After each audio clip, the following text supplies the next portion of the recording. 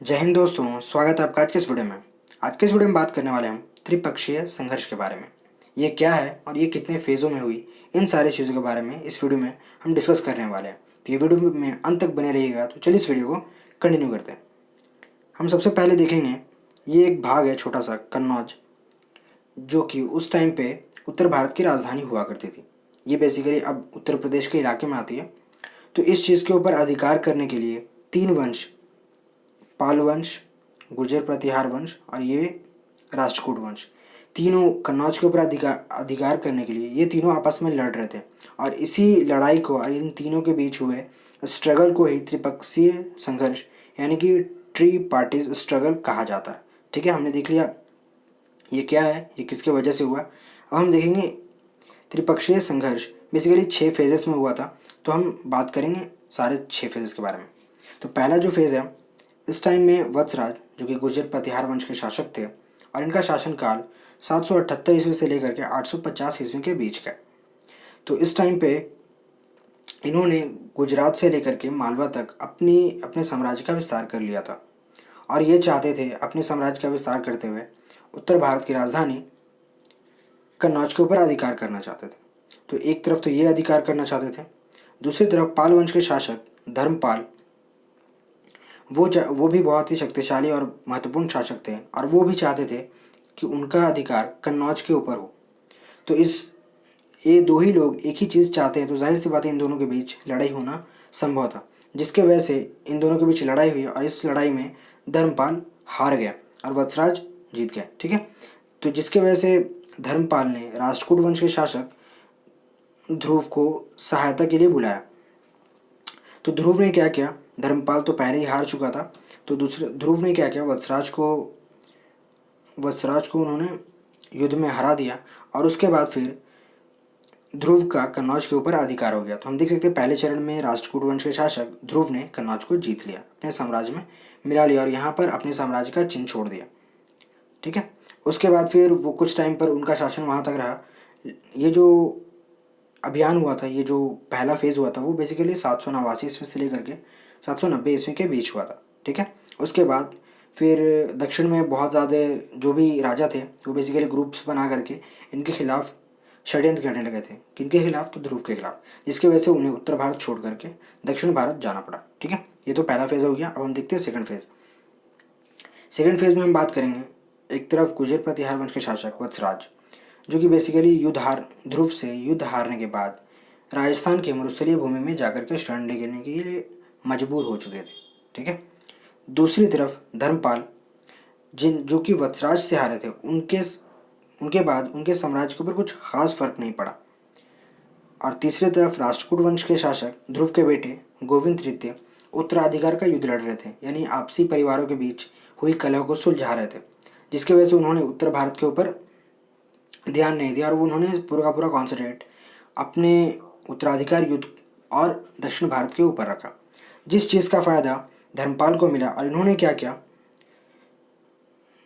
कन्नौज के ऊपर अधिकार कर लिया। वो किस तरह से किया, बेसिकली कन्नौज में इंद्रयुद्ध और चक्रायुद्ध, दो भाई थे, इन दोनों के बीच कन्नौज के सत्ता पर बैठने के लिए युद्ध चल रहा था। तो धर्मपाल ने क्या किया, चक्रायुद्ध का समर्थन किया और इस प्रकार से इंद्रयुद्ध को गद्दी से हटा दिया गया और चक्रायुद्ध को गद्दी पर बिठा दिया गया। तो इस तरह से चक्रायुद्ध धर्मपाल के अधीन हो गया और इस तरह से कन्नौज पर धर्मपाल का अधिकार हो गया।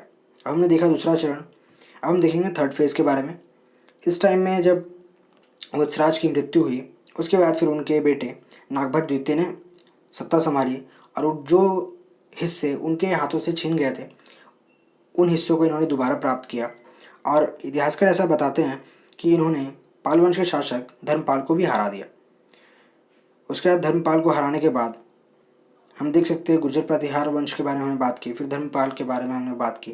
हम देखें गोविंद तृतीय, वो बेसिकली अभी भी अपने दक्षिण भारत को लेकर के ही बहुत ज़्यादा सीरियस थे और अभी तक वो दक्षिण भारत के अभियानों में ही हिस्सा ले रहे थे, जिस चीज़ का फ़ायदा गुर्जर प्रतिहार वंश के शासक नागभट्ट को मिला। और इस तरह से तीसरे चरण में नागभट्ट द्वितीय का अधिकार कन्नौज के ऊपर हो गया और इसमें उन्होंने क्या किया, चक्रायुद्ध जो कि गद्दी पर बैठे थे उसे हटा करके इंद्रयुद्ध को बिठा देगा और इस तरह से तीसरे चरण में गुर्जर प्रतिहार वंश के हाथों में सत्ता आ गई कन्नौज की। ठीक है, अब हम देखेंगे फोर्थ फेज़ के बारे में। तो फोर्थ फेज़ में क्या हुआ, नागभट्ट द्वितीय जो कि जिसके हाथों में कन्नौज की सत्ता थी, वो उसके बाद उसने क्या किया, धर्मपाल को हरा दिया। और इस तरह से धर्मपाल ने फिर से गोविंद तृतीय को अपनी सहायता के लिए आवाज़ लगाई। गोविंद तृतीय ने क्या किया कि नागभट्ट नागभट्ट के ऊपर अधिकार करने के लिए, नागभट्ट के क्षेत्र मालवा के ऊपर अधिकार करने के लिए अपने भाई, जो कि उस वक्त गुजरात के पश्चिमी हिस्से में तैनात थे और वहाँ का शासन चला रहे थे, उन्हें मालवा के ऊपर अधिकार करने के लिए कहा गया और उन्होंने मालवा के ऊपर अधिकार कर लिया।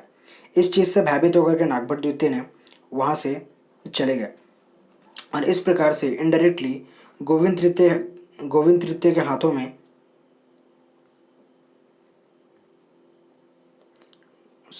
गोविंद तृतीय के हाथों में कन्नौज की सत्ता आ गई। तो इस तरह से फोर्थ फेज़ में गोविंद तृतीय को जीत मिली। ठीक है, अब हम देखेंगे फिफ्थ फेज़ के बारे में। ठीक है, तो इस टाइम में गुर्जर प्रतिहार वंश के शासकों के रूप में रामभद्र सत्ता में आए।